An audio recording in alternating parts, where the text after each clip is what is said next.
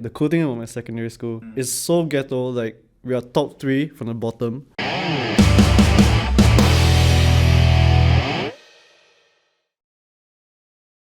Hi, I'm Drew Chen. I'm a singer-songwriter, producer, and lecturer here at Diploma in Sonic Arts at STA in Republic Poly.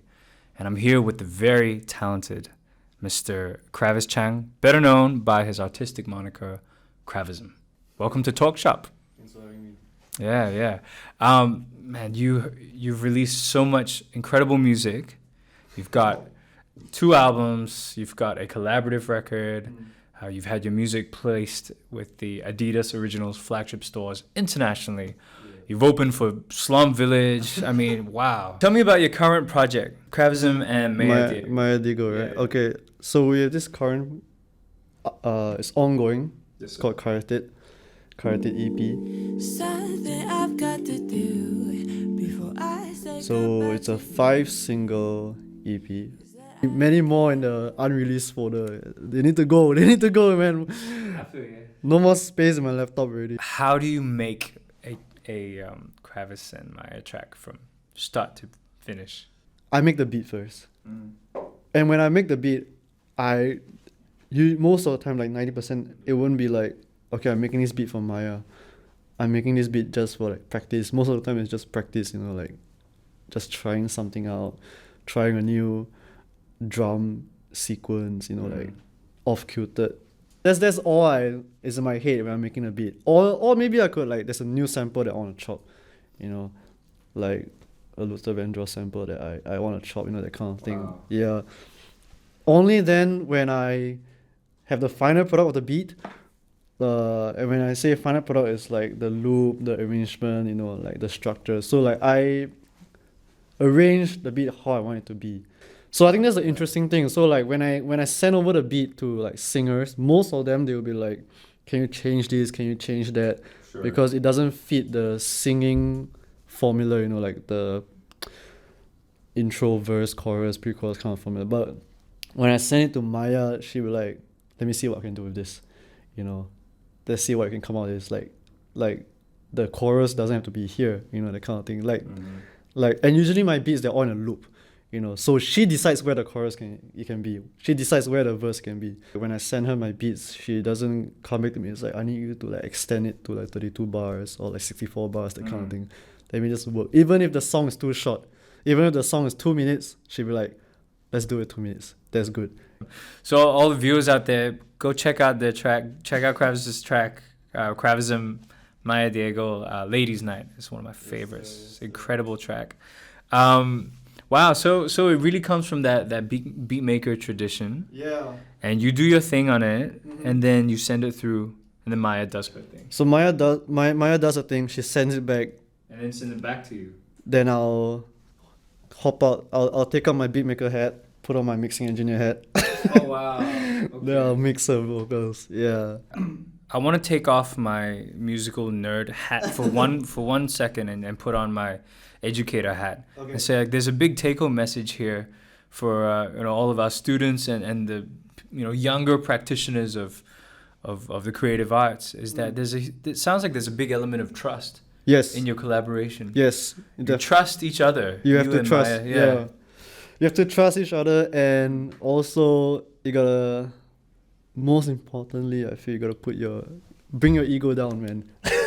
Yes, sir. Yeah. There's no room for ego in the creative process. Yeah, there's no room for that. Just enjoy the process, listen to one another. There's always a way you can find a common ground, kind of thing.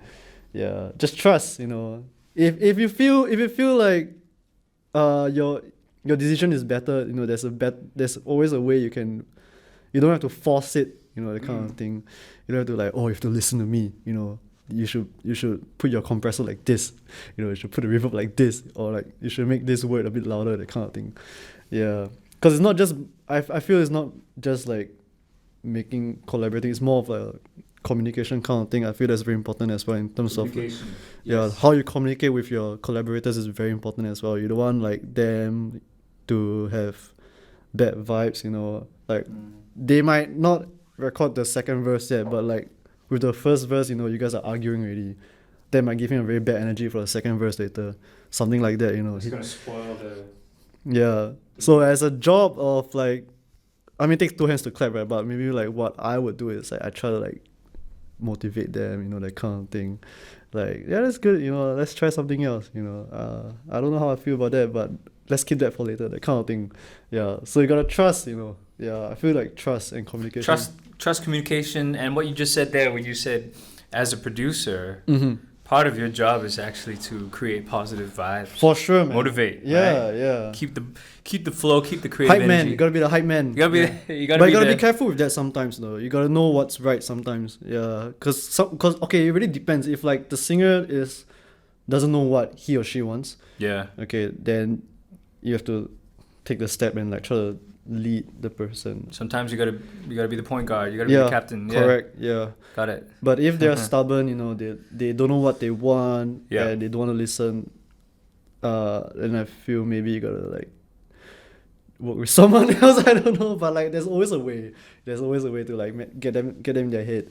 Yeah. So you've been playing music all your life. I mean, you've been doing, trumpet in your childhood and piano, classical piano and things like that.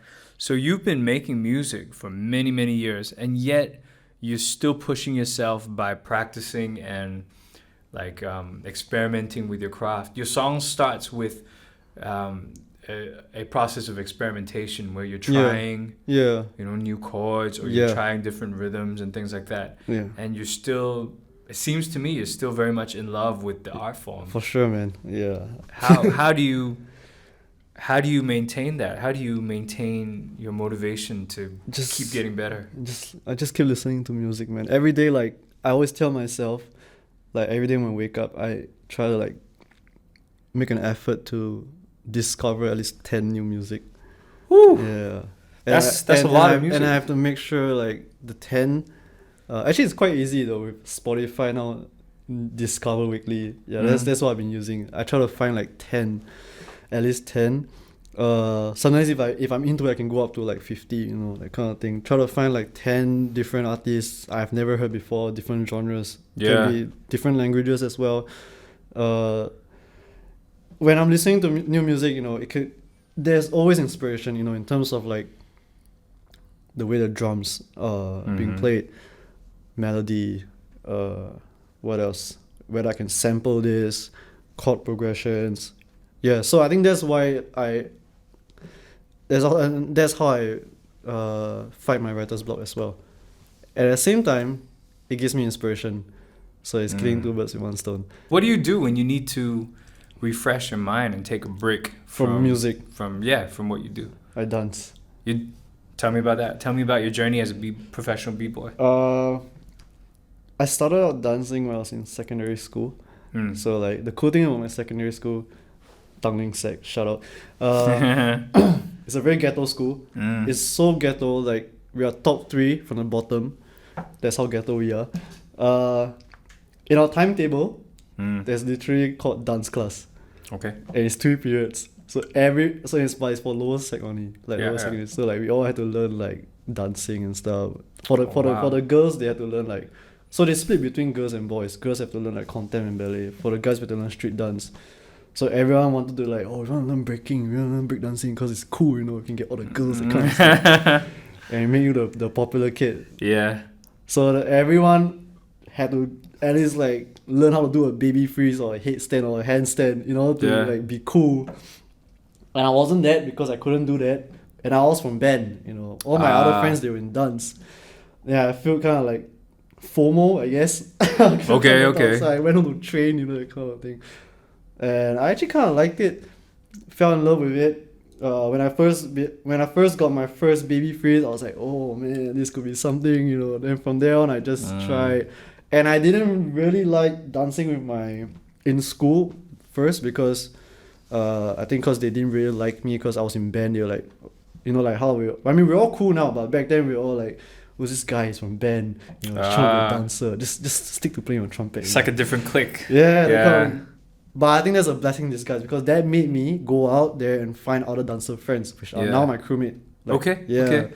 Yeah. So like the reason of that I went out to like meet other dancers in the dance scene Yeah.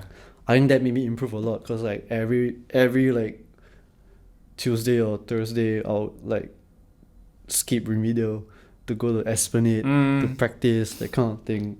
And that's where I was so immersed into this whole hip hop culture. And then after that I went to school, uni. Then that's where I realized, okay, I was so caught up with dance. I almost forget that I was a musician, that kind of thing. But at the same time, I thought about it. Why do I always have this like, I can feel like I know there's something about me that I'm still like a musician because of the music. I told myself this is the kind of music I want to make. Yeah. I want to make hip hop music. And then my lecturer, Norman Sack, shoutouts, he showed me, because I was a classical pianist trained. Yeah. I didn't know how to play chords. I mean, I know how to play chords, but I didn't know how to play like jazz chords. So I think he was playing like some jazz standard. I think the room is just there, right there, actually. I still remember. So he was playing like, I think it was Fly Me to the Moon or some jazz standard or something like that. And he was on his iPad. They were just chords. And he was going ham. I was like, Norman, where are the notes? He was like, I was just following a yeah. chord And chart. then he was like, I just put a chord. I was like, huh? Are you sure? It's like, yeah, this is how it is. Yeah. This jazz. Then from there it blew my mind. I was like, okay, I want to learn this. So you got the real book. You started. Yeah, I mean, Following. I wouldn't call myself a jazz pianist still, but that's where I started to learn more about jazz piano. Even though I don't have like amazing chops, I can't play like Mac licks. You play. People need to know your idols. That's it. It's so important, man. Like if you don't know who. I mean, everybody know who Michael Jackson is, but you gotta know who Michael Jackson's idol is. Jackie Wilson, James Brown. Brown, all these guys. Like, Prince, all these guys. Oh, yeah. Like, yes, there's a lot of new age rappers. Like, just speaking of rappers, like Kodak Black, Lil Yachty, all these guys. Yeah. Like, they might be your favorite rappers, but you gotta know who your favorite rapper's favorite rapper. That's Same it. for, like, your favorite beatmaker's favorite beatmaker, J Dilla. There you go. And then Pete Rock, all these guys. Yeah. So I feel like people need to do their homework, and it will show in the music they make, that people have done their homework. It's depth. This is stuff that's like beyond the classroom, right? Yeah. You go and learn what you need to learn. Yeah. And then from there you dig deep. Yep. You go back. Yep. You go back and on and on and on. Yeah. When you create your music, what DAW do you prefer to use? Ableton Live. Ableton Live. You're an Ableton guy. Mm-hmm.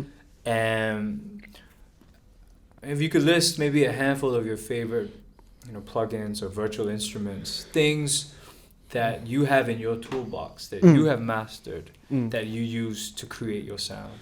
Okay, firstly, the Ableton Live's drum rack. Drum rack.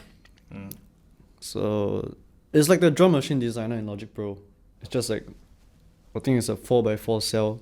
You can just create your own drum rack. It doesn't really have to be drums, it can be like guitar chops, that kind of thing. But that's where I use for drums. Sampler, yeah. Yeah, it's like a sampler. The next one would be like the stock plugin Old School Roads. That's the one that I really like to use. The hip hop sub bass in Ableton Live, that's something that I really like to use as well. Yeah, I usually like to go with just stock plugins first. Okay, yeah. Got you. But third party, I usually use Native Instruments. Really, you may have all of these plugins, but at the end of the day, it's also how you use. Yes, for sure, man. The tools. Yeah, you can have all this like keyscape, you can have all this complete ultimate, but if you don't have the skills, it's you won't get what you want. You don't really need amazing gear. Any kid with just a laptop with GarageBand can, if he has the ear, he probably can make a way better beat without the help of like plugins and instruments and stuff. Yeah. That's really inspiring because back when I started, I didn't have a lot of these tools available. I was using freeware. I didn't even have a proper mic. I had to make do with what I had.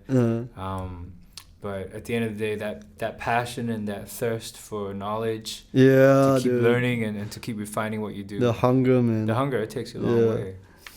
So let's take a trip down memory lane Oh no. for a little bit. Could you walk us through your journey from your RP days, and what do you remember from being a student in STA? I wasn't the best student though. I was quite a horrible student. Kim Cha, if you're seeing this, you would know. Yeah. I think I'm one of those students where like I'm very mischievous, but they can't say anything because I get my work done, that kind of stuff. I hear you. But it's been great, honestly. Strangely, even though I'm in Sonic Arts, right? The course that I take most out from story lectures is actually Photoshop and Premiere Pro. Okay. Yeah, no cap. I'm serious because like I'll go to that later. So besides and also I think it's some of the school trips. I think I went to one school trip that was really fun. We went to China with my classmates. We went to visit some factories, Mistro guitar factories. Yeah. So actually my time in RP was actually quite fun, you know. I had really fun classmates. It's not the I had other friends in RP as well. They're doing other courses, and I know that their class is very huge. Yeah. But for Sonic Arts is a smaller course, right? So we only had like 3 class.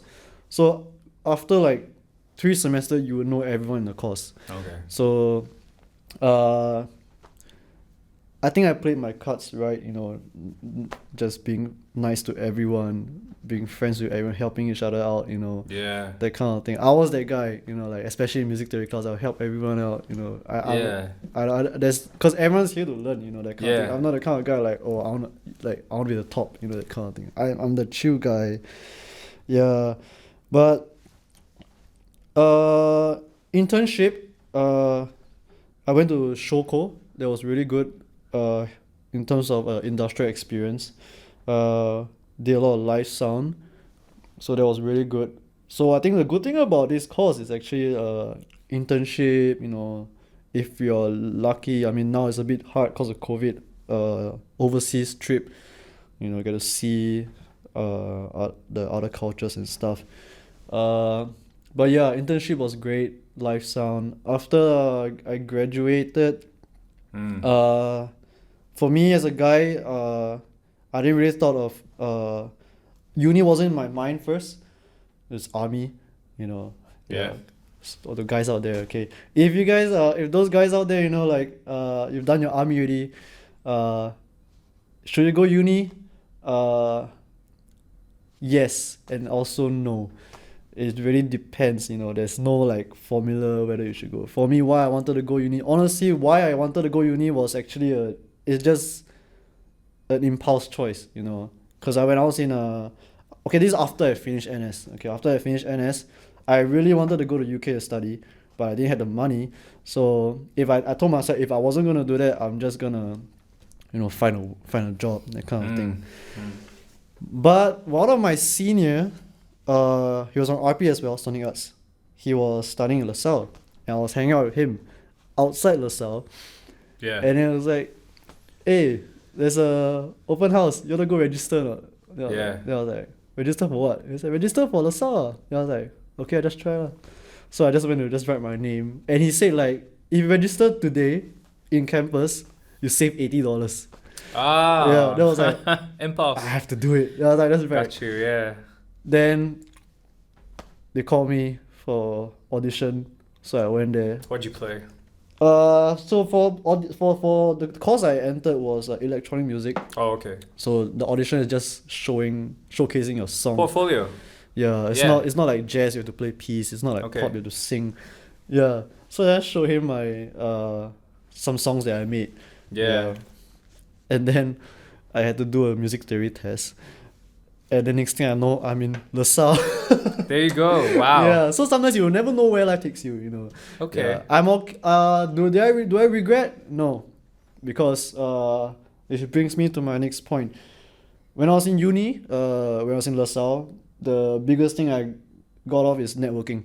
Okay, that was very important, you know, because as mentioned before, I was so involved in the dance scene. I was a dancer, you know, like I've been dancing so much, you know, I barely know anyone in the music scene. So when I went to LaSalle, like my classmates, they know everybody. They know everyone from jazz stream, pop stream. Everybody knows everybody. But I'm like, oh, these guys, you know, they even know guys from the Diploma stream. Then that's where I realized the music scene in Singapore is actually quite small, like the dance scene actually. So that's how, like, when I follow my classmates, they will introduce me like, hey, this is Cravis, this is what he do. Yeah. Cravis meet this guy, this is what this guy do. You gotta know like what you want, right? So like for me, I wanna network people that can complete what I'm lacking. So it means like guitarists, because I can't play a guitar. Network with guitarists, network with bassists, network with drummers. It will help a long way, you know, they can help you get gigs. You can help them get gigs. You know, when you're making a song, they can help you can help them. I feel that's very important, networking, you know, and it's more, and you get more music friends, you know, that kind of thing. Yeah, that's how I met Drew. Yeah, I mean, Yeah, it's so funny how we met. Yeah. Yeah, that's great. Okay. Yeah. Tell me a little bit about your career as an educator.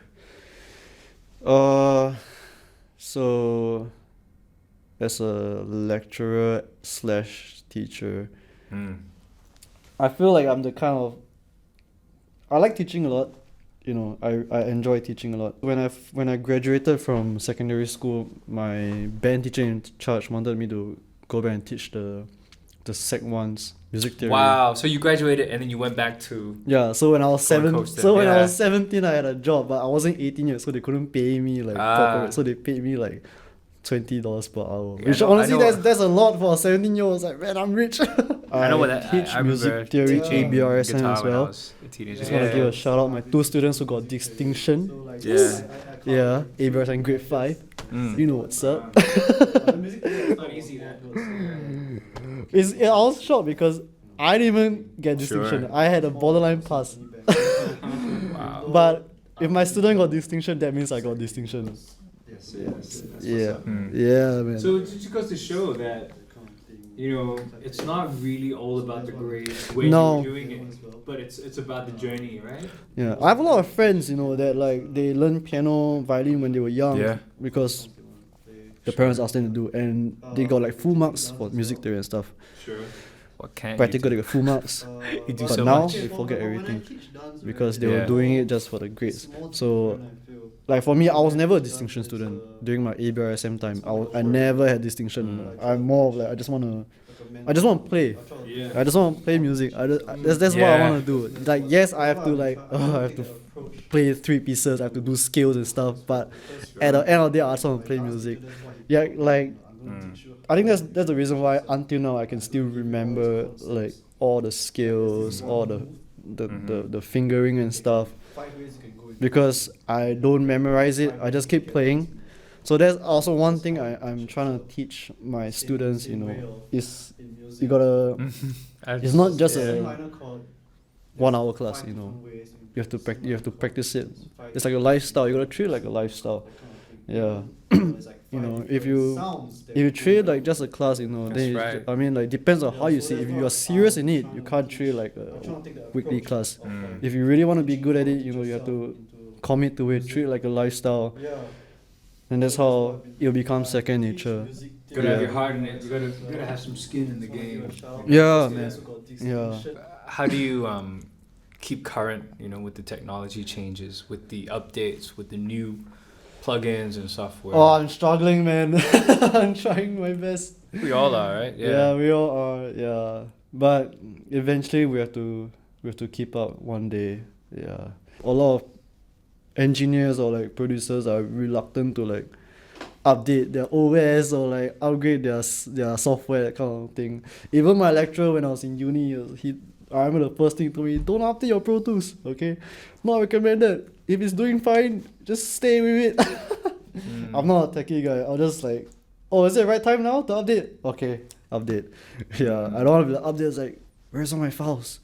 You know, that's the worst thing to happen to any musician, losing your backups and stuff. Where do you see yourself in your career, you know, in, let's say, 5 years' time? I think I'll still be the same me, man, just doing music. doing music, doing dance. Hopefully I can still dance if my body allows me to. Yeah. But in 5 years, hopefully I can like travel, play shows. That's, Yeah. I wanna like go out there and like play shows. Hopefully in Europe, get my music out there. Buy a house, get married.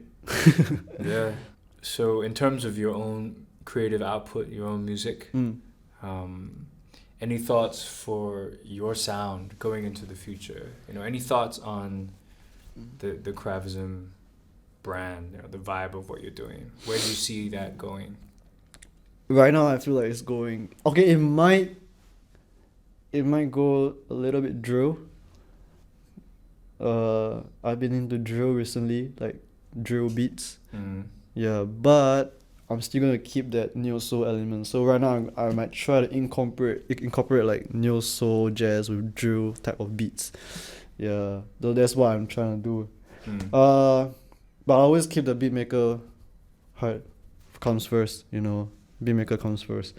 I had a phase. Like Cravism always have phases, He has a boom bap phase. He has a hip hop phase. He had this like lo-fi hip hop phase. Yes. And then he has a R&B phase. Now it's like now I'm in this R&B phase. Yeah. But whatever phase I'm in, I think the one common thing is it will always be like black music, cause that's what I really love. Yeah. Yeah. No matter how many phases I change or go, I always want to keep that groove, What does groove represent to you? What does it mean to you? Makes you wanna. I mean, some people say it makes you wanna dance. Not true most time. Makes you sometimes. It can make your head bob like this. That's a groove to me. If it can make you move, like if it's like last night. That kind of thing. That's a groove to me already.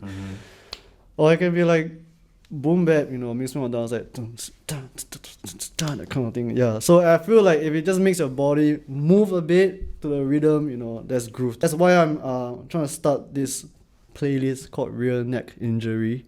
I like that. Yeah. So like, okay, when you listen to the songs, it's just like. I feel you. Give you a real neck injury. So the reality of the situation, world economic situation, and it's always been tough on artists. Yes. It's always been tough on creatives.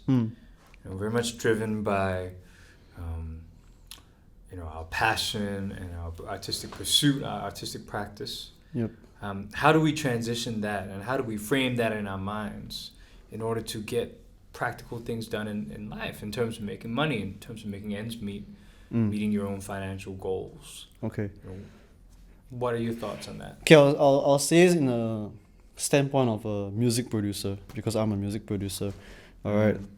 First off, you gotta make sure you're good, because if if you're not good, you good at your craft. You gotta be good at your craft in order to for it to be worth something, right? So there are a couple of ways you can make money off this. Let's say you've already done your homework, you have practiced your craft, you got your sound.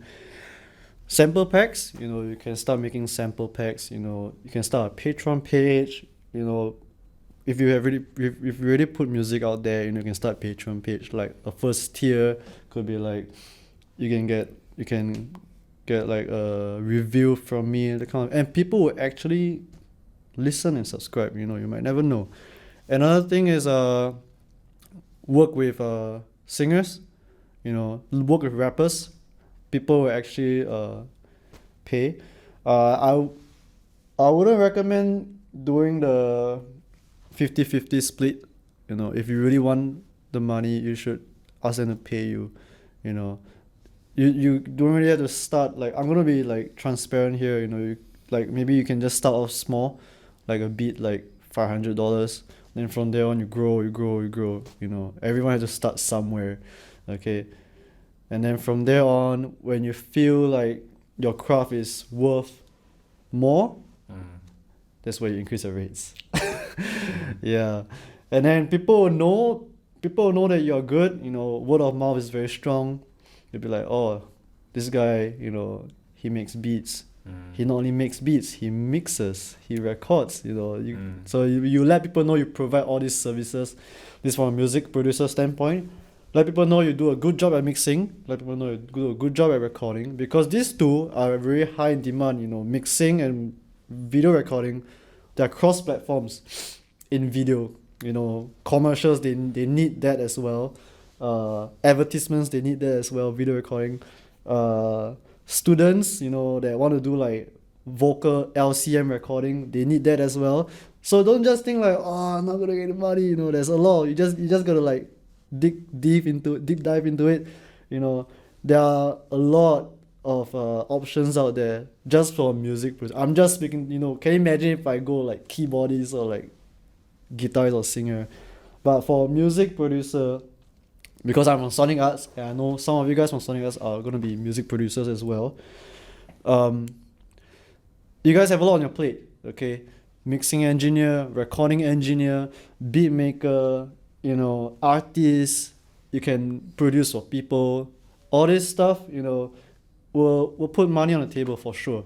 The only thing you need to do is to just be good at it, practice your craft, let people know that what they're paying is worth, right? Yeah, so that's what I feel. And there's no shortcut to this, okay? There's no shortcut to it. It takes a while. It takes like years, you know, like 1 year, 2 year, that kind of thing. But just don't give up, man. As a creative professional, you are your own brand. Yep. You are, in many ways, you are a walking portfolio.